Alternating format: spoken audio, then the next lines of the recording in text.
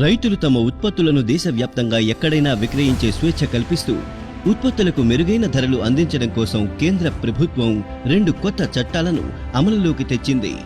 మొదటిది రైతు ఉత్పత్తుల వాణిజ్య వ్యాపార ప్రోత్సాహక సులభతర చట్టం 2020.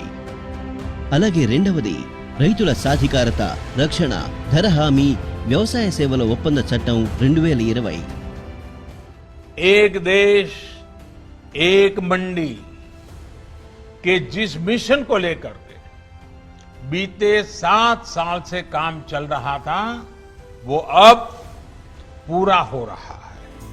మొదటి చట్టం అంటే రైతు ఉత్పత్తుల వాణిజ్య వ్యాపార ప్రోత్సాహక సులభతర చట్టం 2020 కింద ధాన్యం పప్పు ధాన్యాలు నూనె గింజలు పండ్లు కూరలు కాయలు సుగంధ ద్రవ్యాలు మొదలైన ఉత్పత్తుల వర్తకం సులభతరమైంది.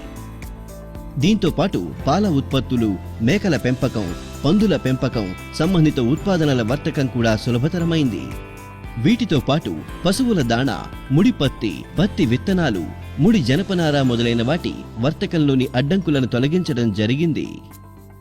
రైతులు ఏపీఎంసీ మార్కెట్ పరిసరం వెలుపల కూడా అంటే వాణిజ్య ఉత్పత్తి ప్రదేశం సేకరణ ఫార్మ్ గేట్ ఫ్యాక్టరీ పరిసరం గిడ్డంగి సైలో కోల్డ్ స్టోరేజ్ అంటే శీతల గిడ్డంగి మొదలైన ప్రదేశాల్లో వ్యాపారం చేయవచ్చు. వర్తక ప్రదేశంలో పాన్ కార్డ్ కలిగిన ఏ వ్యాపారి అయినా ఆ రైతు లేదా మరే ఇతర వ్యాపారితో కలిసి వ్యాపారం చేయవచ్చు. రైతు ఉత్పత్తి సంస్థ ఎఫ్పిఓ లేదా వ్యవసాయ సహకార సమితుల వద్ద వర్తక ప్రదేశంలో వ్యాపారం చేయడం కోసం పాన్ కార్డ్ అవసరం లేదు.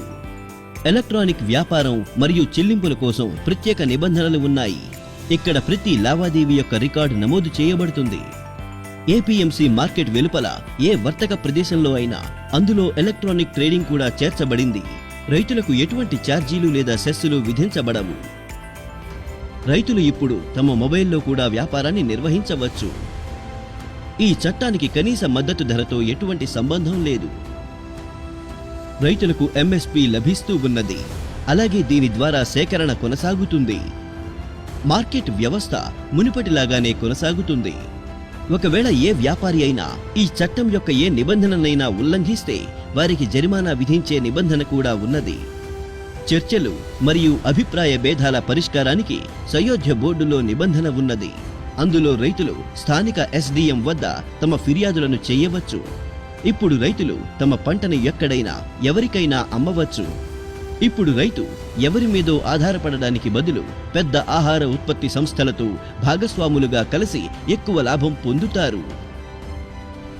రైతులకు వారి పంటలకు గరిష్ట ధర ఇప్పించడం మరియు గ్రామీణ ప్రాంతాలలో వ్యవసాయ పెట్టుబడుల కోసం ప్రభుత్వం 2వ చట్టం రైతుల సాధికారత రక్షణ ధర హామీ వ్యవసాయ సేవల ఒప్పంద చట్టం 2020ని అమలులోకి తెచ్చింది.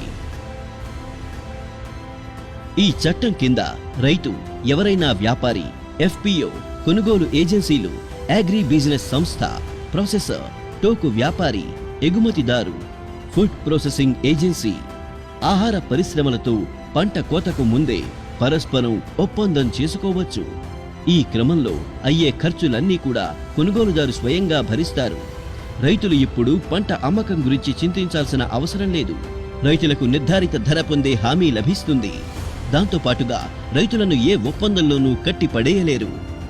రైతు ఏ సందర్భంలో అయినా ఎటువంటి పెనాల్టీలు లేకుండా ఒప్పందం నుంచి బయటపడే స్వేచ్ఛను కలిగి ఉంటారు.